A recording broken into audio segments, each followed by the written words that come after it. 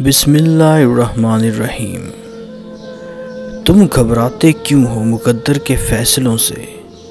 क्या तुम नहीं जानते तुम्हारा रब कितना गफूरुर रहीम है? अगर वो दिन को रात और रात को दिन करने पर कादिर है तो क्या वो तुम्हारी तड़प देखकर तकदीर के फ़ैसले बदल नहीं सकता?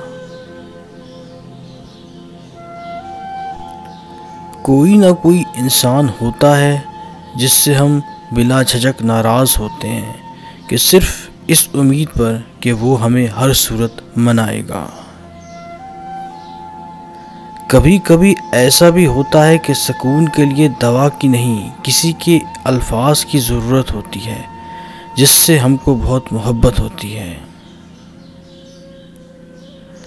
ऐसा क्यों कर होता है कि हमारी आँखों की नमी किसी को भी नज़र नहीं आती, लेकिन हमारी ज़बान की तलखी तो सबको नज़र आती है। मर्द के दुख खामोशी की कोख में जन्म लेते हैं और अंदर ही अंदर सरायत कर जाते हैं, जबकि औरत के आंसू हर तरफ शोर करते हैं। गलती सिर्फ एक सफ़ा होती है मगर रिश्ता पूरी किताब होती है।